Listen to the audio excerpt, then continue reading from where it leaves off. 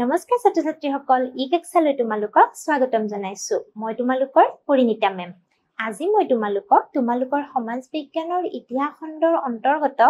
16 number পাঠটি মোগল ৰাজত্বকালত ভাৰতবৰ্ষ এই পাঠটিৰ প্ৰথম অংশটোৰ বিষয়ে আলোচনা কৰিম এতিয়া চাও আহাচোন আজি আমি কি শিকিম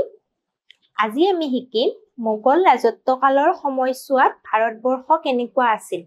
সেই কথা শিকিম লগতে মোগল ৰাজবংশৰ লগত আজি আমি পৰিচয় লাভ কৰিম অৰ্থাৎ মোগলৰ ৰাজত্বকালৰ লগত পৰিচয় অৰ্থাৎ মোগলে যেতিয়া ৰাজত্ব কৰিছিল ভাৰতবৰ্ষত সেই সময়ছোৱাতনো ভাৰতবৰ্ষখন কেনেকুৱা আছিল বা মোগলসকলৰ শাসন ব্যৱস্থা কেনেকুৱা আছিল এই কথা শিকিম দ্বিতীয়তে আমি শিকিম মোগল সাম্ৰাজ্যৰ ভৌগোলিক অৱস্থিতি তাৰ পিছতে শিকিম তেওঁলোকৰ সাম্ৰাজ্য বিস্তাৰ আৰু পটভূমিৰ কথা শিকিম লগতে আমি কি শিকিম মোগল ৰাজত্বকালৰ উল্লেখযোগ্য প্ৰশাসনিক ব্যৱস্থাৰ বিষয়েও জ্ঞান লাভ কৰিম অৰ্থাৎ প্ৰশাসনিক ব্যৱস্থা কেনেকুৱা আছিল সেই বিষয়েও জানিম এতিয়া চাও আহাচোন প্ৰথমতে চোৱা মোগল সাম্ৰাজ্যৰ পটভূমি অৰ্থাৎ মোগল সাম্ৰাজ্য কেনেকৈ আহিল পটভূমিটোনো কি সেই কথা আমি জানিম এয়া চোৱা বাবৰে প্ৰথম পানিপথৰ যুদ্ধত 1526 খ্ৰীষ্টাব্দত ইব্ৰাহিম লোদীক পৰাস্ত কৰি ভাৰতত মোগল শাসন প্ৰতিষ্ঠা কৰে অৰ্থাৎ বাবৰে কি কৰিছিল লোদী বংশৰ শেষৰজন ৰজা ইব্ৰাহিম লোদীক কি কৰিছিল পানিপথৰ যুদ্ধত 1526 খ্ৰীষ্টাব্দত কি হৈছিল পানিপথৰ যুদ্ধ হৈছিল আৰু পানিপথৰ যুদ্ধত কি কৰিছিল ইব্ৰাহিম লোদীক পৰাস্ত কৰিছিল আৰু পৰাস্ত কৰি কি কৰে ভাৰতত মোগল শাসন প্ৰতিষ্ঠা কৰে তাৰ পিছতে কি হল চোৱা ইয়াৰ পূৰ্বে তেওঁৰ কাবুলত নিজৰ সাম্ৰাজ্য প্ৰতিষ্ঠা কৰিছিল আৰু তাৰ আগতে তেওঁ কি কৰিছিল কাবুলতো নিজৰ সাম্ৰাজ্য প্ৰতিষ্ঠা কৰিছিল কোনে কৰিছিল বাবৰে খানুৱা যুদ্ধত মেৱাৰৰ ৰাণা সংগ্ৰামহীনক পৰাস্ত কৰি মেৱাৰ জয় কৰে আৰু তাৰ পিছত কি কৰিলে 1527 খ্ৰীষ্টাব্দত 26ত কি কৰিলে পানিপথৰ যুদ্ধ হল 1527ত কি কৰিলে খানুৱা যুদ্ধত মেৱাৰৰ ৰাণা সংগ্ৰামহীনক কি কৰিলে পৰাস্ত কৰিলে মেৱাৰৰ ৰাণা সংগ্ৰামহীনক পৰাস্ত কৰি কি কৰিলে তেওঁ মেৱাৰৰো ৰজা হয় তাৰ পিছতে চোৱা তেওঁ খগৰাৰ যুদ্ধত 1529 খ্ৰীষ্টাব্দত আফগানসকলক পৰাস্ত কৰি বিহাৰ দখল কৰিলে মানে তেওঁ কি কৰিছিল এফালৰ পৰা দখল কৰি আহি আছিল তাৰ পিছত কি কৰিলে খগৰাৰ যুদ্ধত কি কৰিলে তেওঁ আফগানসকলক পৰাস্ত কৰিলে আৰু কি কৰিলে বিহাৰ দখল কৰিলে তেওঁৰ শাসন বংগৰ পৰা গোৱালিয়ৰলৈকে বিস্তৃত হৈ মোগল সাম্ৰাজ্যৰ প্ৰশাসনৰ আৰম্ভণি হয় আৰু তেওঁৰ শাসন কলৈকে বিস্তৃত আছিল বংগৰ পৰা গোৱালিয়ৰলৈকে কি আছিল তেওঁৰ শাসন বংগৰ পৰা গোৱালিয়ৰলৈকে বিস্তৃত আছিল ঠিক আছে আকবৰ জাহাংগীৰ শাহজাহান ঔৰংগজেবে নতুন ৰাজ্য সংলগ্ন কৰি সাম্ৰাজ্যৰ সম্প্ৰসাৰণ কৰিছিল আৰু ইয়াৰ পিছত কি আহিল আকবৰ জাহাংগীৰ শাহজাহান ঔৰংগজেব এওঁলোক আহিল মোগল সম্ৰাট আৰু তেওঁলোকে কি কৰিলে ৰাজ্যখন সম্প্ৰসাৰণ কৰিলে অৰ্থাৎ প্ৰত্যেকজন ৰজাই কি কৰিলে নিজৰ ৰাজ্যখন অৰ্থাৎ মোগল সম্ৰাটে কি কৰিলে ৰাজ্যখন বিস্তাৰ কৰি গৈ থাকিল ঔৰংগজেবৰ অধীনত মোগল সাম্ৰাজ্য বংগৰ পৰা গুজৰাট আৰু কাবুলৰ পৰা কৰ্ণাটকলৈকে বিস্তৃত আছিল বংগৰ পৰা গুজৰাট আৰু কাবুলৰ পৰা কৰ্ণাটকলৈকে কি হৈছিল ঔৰংগজেবৰ দিনত বিস্তৃত আছিল ইয়াৰ পিছতে চোৱা জানি থওঁ আহা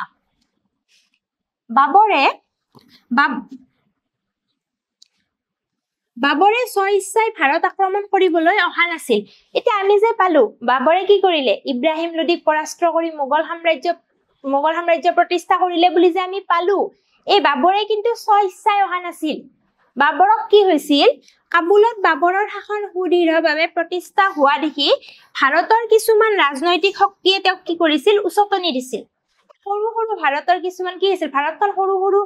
খণ্ডত ৰাজ্যত বিভক্ত আছিল নে নাই তেওঁলোকৰ স্বাধীন ৰজা আছিল তেনেকুৱা ধৰণৰ কিছুমান ৰাজনীতিক শক্তিয়ে কি কৰিছিল মোগলসকলৰ বাবৰক কি কৰিছিল উচতনি দিছিল ভাৰত আক্ৰমণ কৰিবলৈ আৰু উচতনি দিয়াৰ ফলত কি হল তেওঁলোকে কি ভাবিছিল যে তাইমুৰ আৰু চেঙ্গিজ খানৰ দৰে বাবৰেও দিল্লী আক্ৰমণ কৰি ধন সোণ লুটি নি নিজ দেশলৈ যাব আৰু তেতিয়াই তেওঁলোকে নিজে দিল্লীৰ সিংহাসনত বহিব পাৰিব আৰু ভাবিছিল যে তাইমুৰ আৰু চেঙ্গিজ খানৰ দৰে কি কৰিব তেওঁলোকেও কি কৰিব ধন সোণ লুটি লৈ যাব বাবৰেও আৰু তেতিয়াই তেওঁলোকে কি কৰিব পাৰিব দিল্লীৰ সিংহাসনত বহিব পাৰিব তাৰ পিছত কি হ'ল মোগল সাম্ৰাজ্য বিস্তাৰ হ'ল অৰ্থাৎ বাবৰে কি কৰিলে বাবৰে ধন সোণ লুটি লৈ গুচি নগল কাবুললৈ নগল তেওঁ কি কৰিলে উল্টাই দিল্লীলৈ আহি দিল্লীত তেওঁ খুটি পুটি দিল্লীত মোগল সাম্ৰাজ্যৰ আৰম্ভণি কৰিলে অৰ্থাৎ মোগল সাম্ৰাজ্যৰ লাইখুটা স্থাপন কৰিলে কোনে কৰিলে বাবৰে কৰিলে অৰ্থাৎ তোমালোকক যদি সুধে যে মোগল সাম্ৰাজ্যৰ লাইখুটা কোনে স্থাপন কৰিছিল বাবৰে অৰ্থাৎ মোগল সাম্ৰাজ্যৰ প্ৰতিষ্ঠা কোনে কৰিছিল বাবৰে মনত থাকিব এতিয়া চাওঁ আহা মোগল সাম্ৰাজ্য বিস্তাৰ কলৈকেনো বিস্তাৰ হ'ল মোগল সাম্ৰাজ্য এই কথা চাম আমি ভাৰতক একত্ৰিত কৰিবলৈ আকবৰে গুজৰাট বংগ আৰু বৰ্তমানৰ বাংলাদেশ আহমেদনগৰ বিজপুৰ আৰু গোলককুণ্ডালৈ সেনাবাহিনী প্ৰেৰণ কৰি সাম্ৰাজ্যৰ সম্প্ৰসাৰণ কৰিছিল অৰ্থাৎ তেওঁ কি কৰিছিল এই ঠাইবোৰলৈ সেনাবাহিনী প্ৰেৰণ কৰি ভাৰতবৰ্ষখনক কি কৰিছিল সাম্ৰাজ্যখনৰ সম্প্ৰসাৰণ কৰিছিল ঠায়ে ঠায়ে কি কৰিছিল তেওঁ বিস্তৃত কৰিছিল নিজৰ সাম্ৰাজ্যখন তাৰ পিছতে কি হ'ল চোৱা ঔৰংগজেবে দক্ষিণৰ বহু অঞ্চলকো নিজৰ নিয়ন্ত্ৰণলৈ আনিছিল আৰু ঔৰংগজেবে কি কৰিছিল দক্ষিণৰ বহু অঞ্চল নিজৰ নিয়ন্ত্ৰণত আনিছিল ৰাজপুতৰ সৈতে সম্পৰ্ক গঢ়ি তুলিবলৈ তেওঁলোকে বিবাহৰ মিত্ৰতা নীতি গ্ৰহণ কৰিছিল আৰু সেই সময়ৰ ৰাজপুত ৰজাসকলৰ লগত সম্পৰ্ক কৰিবলৈ কি কৰিছিল বিবাহৰ নীতি অৰ্থাৎ বিয়া পাতিছিল ৰাজপুত কন্যাসকলক বিয়া পাতিছিল পাতি কি কৰিছিল সম্পৰ্ক স্থাপন কৰিছিল সম্প্ৰসাৰণৰ সময়ত মোগলে মাৰাঠা আৰু শিখৰ লগত কেইবাখনো যুদ্ধ কৰিছিল আৰু সেই সম্প্ৰসাৰণ কৰিবলৈ কি কৰিবলগীয়া হৈছিল মাৰাঠা আৰু শিখসকলৰ লগত যুদ্ধ কৰিবলগীয়া হৈছিল ঔৰংগজেবে অসম দখল কৰাৰ লক্ষ্য লৈ 1662 খ্ৰীষ্টাব্দত বংগৰ সুবেদাৰ মিৰ্জুমলাক পঠিয়াইছিল তাৰ পিছত ঔৰংগজেবে কি কৰিলে অসম দখল কৰিবলৈ কেতিয়া পঠিয়াইছিল 1662 খ্ৰীষ্টাব্দত কি কৰিছিল বংগৰ সুবেদাৰ মিৰ্জুমলাক কি কৰিছিল অসমলৈ পঠিয়াইছিল অসম দখল কৰিবলৈ তাৰ পিছতে কি হ'ল চোৱা আহোম ৰজা জয়ধ্বজ সিংহৰ হাতত পৰাজিত হয় আৰু তাৰ ফলত ঘিলাধাৰী ঘাট সন্ধি হয় অৰ্থাৎ মিৰ্জুমলাক যেতিয়া পঠালে মিৰ্জুমলাৰ লগত কি হ'ল জয়ধ্বজ সিংহৰ যুদ্ধ হ'ল আৰু যুদ্ধত কি হ'ল জয়ধ্বজ সিংহ পৰাজিত হ'ল আৰু ঘিলাধাৰী ঘাটৰ সন্ধি হয় কেতিয়া হৈছিল ঘিলাধাৰী ঘাটৰ সন্ধি 1663 খ্ৰীষ্টাব্দত 1663 খ্ৰীষ্টাব্দত কি হৈছিল ঘিলাধাৰী ঘাটৰ সন্ধি হৈছিল কাৰ মাজত হৈছিল মিৰ্জুমলা আৰু জয়ধ্বজ সিংহৰ মাজত থাকিব মনত তাৰ পিছত চোৱা পিছলৈ এই সন্ধি উলংঘা কৰা হয় আৰু ৰামসিংহই আন এক মোগল অভিযানৰ নেতৃত্ব দিয়ে আৰু পৰৱৰ্তী সময়ত কি হয় এই সন্ধি উলংঘা হয় আৰু ৰামসিংহই কি কৰে আন এক মোগল অভিযানৰ নেতৃত্ব দিয়ে অৰ্থাৎ মিৰ্জুমলাৰ পিছত কোন আহিল ৰামসিংহ আহিল তাৰ পিছতে কি হয় চোৱা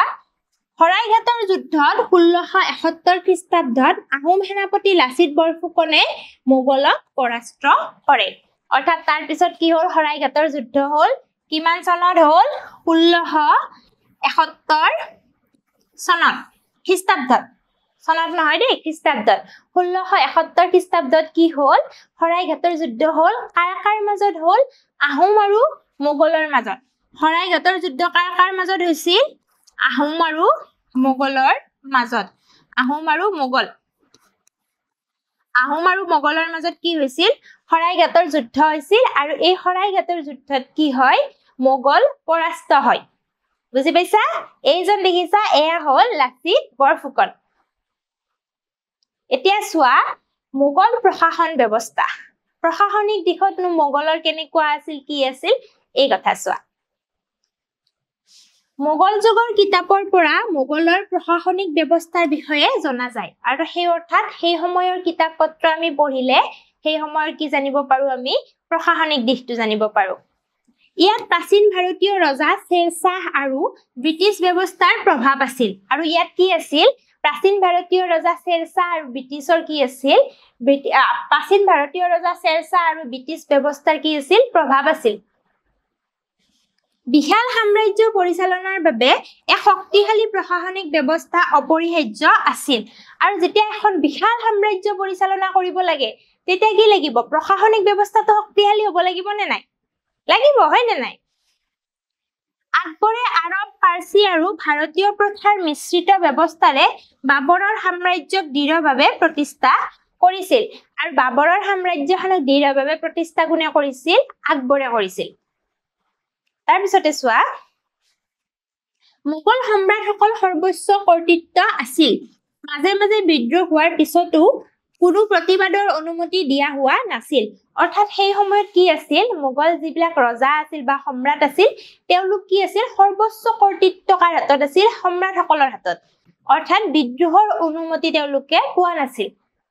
মাজে মাজে যদিও বিদ্ৰোহ হৈছিল তেওঁলোকক কি কৰা হৈছিল প্ৰতিবাদ কৰাৰ অনুমতি দিয়া হোৱা নাছিল এটা কেন্দ্ৰীয় পৰামৰ্শদাতা সংস্থাই সম্ৰাটক সহায় কৰিছিল যদিও মন্ত্ৰীসকলে সম্পাদকৰ দৰে কাম কৰিছিল আৰু মন্ত্ৰীসকলে কি কৰিছিল সম্পাদকৰ দৰে কাম কৰিছিল মূল বিষয়াসকলৰ ভিতৰত আছিল ওয়াকিল বা ৱাজিৰ দিৱান মীৰ বকত মীৰ সামান আৰু সদৰ উচ সদুৰ অৰ্থাৎ সদৰ উচ সদুৰ মূল বিষয়াসকল কি আছিল প্ৰথমটো আছিল ওয়াকিল বা ৱাজিৰ দিৱান মীৰ বকত মীৰ সামান আৰু সদৰ উচ সদুৰ মনত থাকিব এইকেইটা আছিল মূল বিষয়া তাৰ পিছতে চোৱা ৱাজিৰ আছিল ৰাজহ বিভাগৰ মুৰব্বী বিষয়া ৰাজহ বিভাগৰ মুৰব্বী বিষয়া কোন আছিল ৱাজিৰ মোগল শাসন কালছোৱাত ৰাজহ বিভাগৰ মুৰব্বী বিষয়া কোন আছিল ৱাজিৰ তাৰ পিছতে চোৱা কেন্দ্ৰীয় আয় ব্যয়ৰ হিচাপ ৰখাৰ দায়িত্ব আছিল দিৱানৰ ওপৰত আৰু আয় ব্যয়ৰ হিচাপ কোনে ৰাখিব দিৱানে আয় ব্যয়ৰ হিচাপ ৰখাৰ ওপৰত দায়িত্ব আছিল দিৱানৰ ওপৰত দিৱানৰ ওপৰত কি আছিল আয় ব্যয়ৰ হিচাপ ৰখাৰ দায়িত্ব সামৰিক বিভাগৰ মুখ্য বিষয়া আছিল মীৰ বকত আৰু সামৰিক বিষয়ৰ মুখ্য বিষয়া কোন আছিল মীৰ বকত আকবৰে সাম্ৰাজ্যখনক 17টা অঞ্চলত বিভক্ত কৰিছিল আৰু প্ৰতিটো অঞ্চলৰ নেতৃত্বত এজন সুবেদাৰ আছিল আৰু আকবৰে কি কৰিছিল তেওঁৰ সাম্ৰাজ্যখনক 17টা অঞ্চলত ভাগ কৰিছিল আৰু প্ৰতিটো অঞ্চলতে কি আছিল এজন সুবেদাৰ আছিল আঞ্চলিক বিষয়াসকলৰ ভিতৰত আছিল দিৱান ফৌজাদাৰ আৰু ফতৱাল আৰু আঞ্চলিক যে বিষয়া নিযুক্তি দিছিল তাৰ ভিতৰত কি আছিল দিৱান ফৌজদাৰ আৰু ফতৱাল সম্ৰাট আছিল আইন আৰু ন্যায়ৰ চূড়ান্ত কৰ্তৃপক্ষ অৰ্থাৎ আইন আৰু ন্যায়ৰ চূড়ান্ত কৰ্তৃপক্ষ কোন সম্ৰাট তাৰ পিছতে ন্যায়িক নিয়ম পুৰাণৰ ওপৰত ভিত্তি কৰি কৰা হৈছিল গাঁও পৰ্যায়ৰ গোচৰ বিচাৰ পঞ্চায়তৰ নিৰ্বাচিত সদস্যসকলে কৰিছিল আৰু যিকোনো ধৰণৰ ন্যায়িক নিয়ম কৰিব হলে কিহৰ ওপৰত ভিত্তি কৰি কৰা হৈছিল পুৰাণৰ ওপৰত আৰু আঞ্চলিক পৰ্যায়ৰ যিবিলাক অৰ্থাৎ গাঁৱৰ যিবিলাক বিচাৰ ব্যৱস্থা হৈছিল বা ন্যায় ব্যৱস্থা হৈছিল সেইবিলাক কোনে কৰিছিল গাঁও পঞ্চায়তৰ সদস্যসকলে সুবেদাৰৰ ন্যায়িক ক্ষমতা সীমিত আছিল ডাঙৰ ডাঙৰ গোচৰবোৰ সম্ৰাটৰ ওচৰলৈ প্ৰেৰণ কৰা হৈছিল আৰু যে সুবেদাৰ নিয়োগ কৰিছিল 17টা অঞ্চল বিভক্ত কৰি সুবেদাৰ বিলাকৰ কি আছিল ন্যায়িক ক্ষমতা সীমিত অৰ্থাৎ তেওঁলোকে বহুত যদি ডাঙৰ গোচৰ আহে তেতিয়া তেওঁলোকে সমাধান কৰিব নোৱাৰে হেয়া সমাধান কোনে কৰিব সম্ৰাটে কৰিব আৰু সেই ডাঙৰ গোচৰবোৰ আহিলে কি কৰা হৈছিল সম্ৰাটৰ ওচৰলৈ পঠিয়াই দিয়া হৈছিল এতিয়া চাওঁ আহা জানি থওঁ আহা মোগল সম্ৰাটসকলৰ উত্তৰাধিকাৰ নিৰ্বাচনৰ কোনো স্থায়ী নীতি নাছিল অৰ্থাৎ উত্তৰাধিকাৰী নিৰ্বাচনৰ কাৰণে কি আছিল স্থায়ী নীতি নাছিল অৰ্থাৎ উত্তৰাধিকাৰী যে অমুকৰ পিছত অমুক হ'ব বা এইটো নিয়ম অনুসৰি হ'ব হেনেকুৱা ধৰণৰ একো স্থায়ী নীতি নাছিল সম্ভৱতঃ হেয়ে কোনো এজন মোগল সম্ৰাটৰ মৃত্যুৰ পাছত উত্তৰাধিকাৰী নিৰ্বাচনৰ বাবে মোগল শাসকসকলৰ মাজত যথেষ্ট বিবাদ হৈছিল আৰু সেই কাৰণে কি হৈছিল এজন লোক মৃত্যুৰ পিছত এজন সম্ৰাট মৃত্যুৰ পিছত মানে পৰৱৰ্তী কোন হ'ব তাৰ কাৰণে কি হৈছিল বিবাদ হৈছিল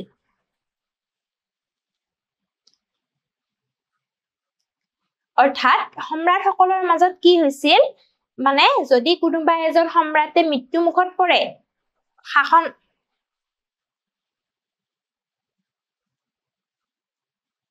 বুজি পাইছা নিশ্চয় এতিয়া চাও আহা আমি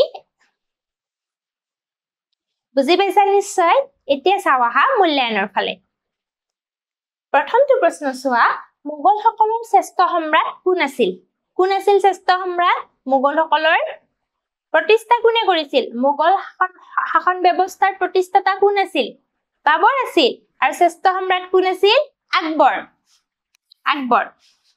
মোগলসকলৰ শ্ৰেষ্ঠ সম্ৰাট আছিল আকবৰ থাকিব মনত কোন আছিল আকবৰ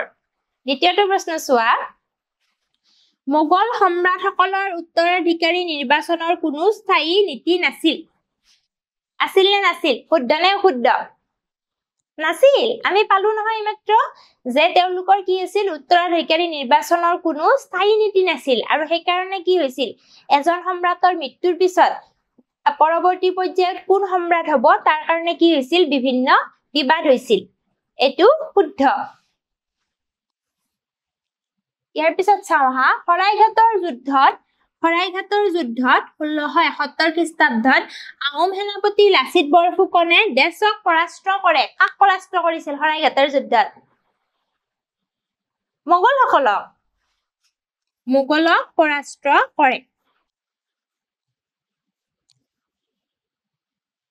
মোগলক পৰাস্ত কৰে শৰাইঘাটৰ যুদ্ধত কি হয় আহোম সেনাপতি লাচিত বৰফুকনে কি কৰিছিল মোগলসকলক পৰাস্ত কৰিছিল আৰু কেতিয়া হৈছিল শৰাইঘাটৰ যুদ্ধ 1671 খ্ৰীষ্টাব্দত মনত থাকিব শৰাইঘাটৰ যুদ্ধ হৈছিল 1671 খ্ৰীষ্টাব্দত কাৰ মাজত হৈছিল আহোম আৰু মোগলৰ মাজত হৈছিল আৰু কি হয় তাত মোগলসকল পৰাস্ত হয় আহোম সেনাপতি লাচিত বৰফুকনে কি কৰিছিল মোগলক পৰাস্ত কৰিছিল বুজি পাইছা নিশ্চয় আজিলৈ ইমানতে এৰিছো পৰৱৰ্তী শ্ৰেণীত আমি পৰৱৰ্তী অংশৰ সৈতে আকৌ লগ পাম ধন্যবাদ